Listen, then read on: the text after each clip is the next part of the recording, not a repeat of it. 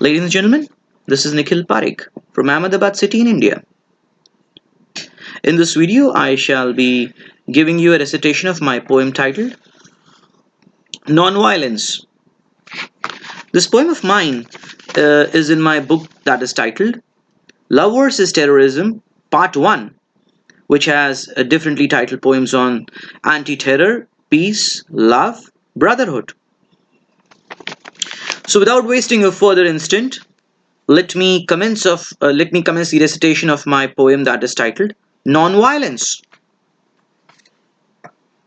Nonviolence is not about being lambasted like raw mincemeat, for apparently no fault of yours.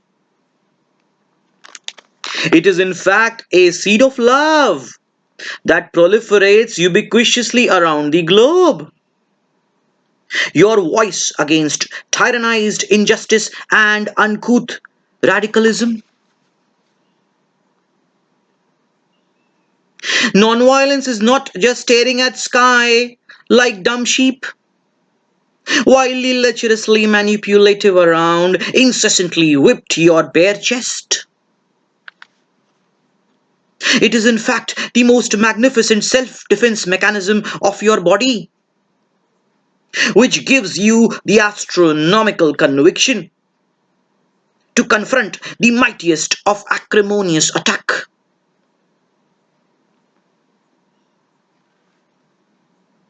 Nonviolence is not just retreating in your cocoon of overwhelming shyness. Nonviolence is not just retreating into your cocoon of overwhelming shyness as the world outside brutally transgressed upon your back. It is in fact a bird soaring high and handsome in the isles of uninhibited freedom. Your sacred messages to the society propagating immortal love and peace.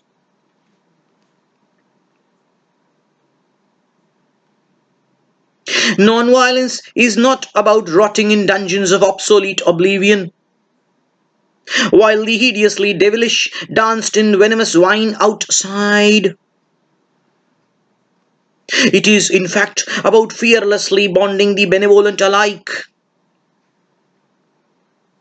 preparing every tangible organism of God's mesmerizing creation, preparing every tangible organism of God's mesmerizing creation to disseminate the wave of brotherhood in all quarters of the planet.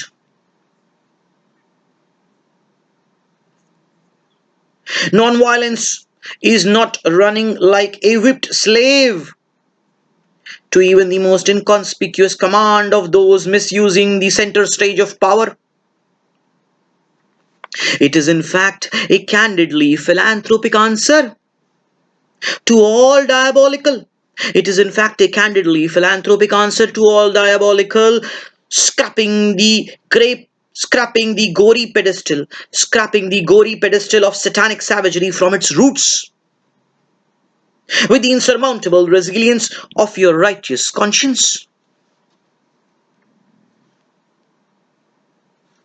Nonviolence is not shivering. Nonviolence is not shivering in inexplicable weakness as the invidiously dictatorial guffawed after murdering people outside. It is in fact the candle of irrefutably omnipotent light, enlightening impoverished masses towards a bountiful beginning. Enlightening impoverished masses towards a bountiful beginning, a wonderfully optimistic tomorrow.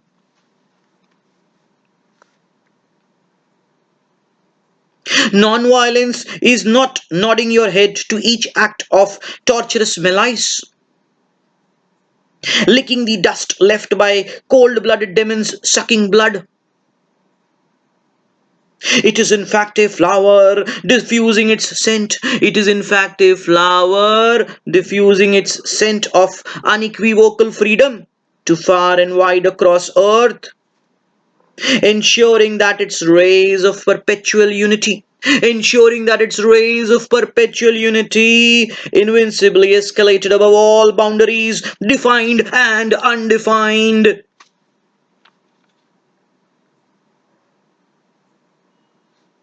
Non-violence is not being maimed at every step you alighted. While, while stinking butchers of civilization used your shoulder to talk with the skies. It is in fact the perennial ladder. It is in fact the perennial ladder to success. Your innermost voice of expression, which granted you the fortitude to lead an infinite more lives. It is in fact the perennial ladder to success, your innermost voice of expression, which granted you the fortitude to lead an infinite more lives. To lead an infinite more lives after you died.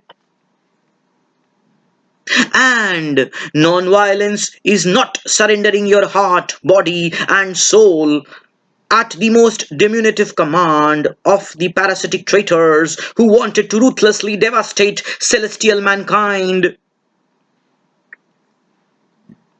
And non-violence is not surrendering your heart, body, and soul at the most diminutive command of the parasitic traitors who wanted to ruthlessly devastate celestial mankind.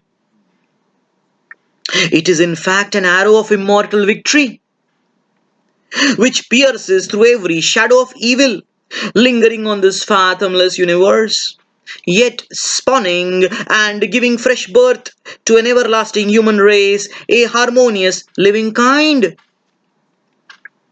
It is in fact an arrow of immortal victory, which pierces through every shadow of evil lingering on this fathomless universe, yet spawning and giving birth to an everlasting human race, a harmonious living kind. Thank you, ladies and gentlemen, for listening to me. From the innermost dormitory of my soul, I wanted to thank you for your spectacularly glorious patronization to my poetry.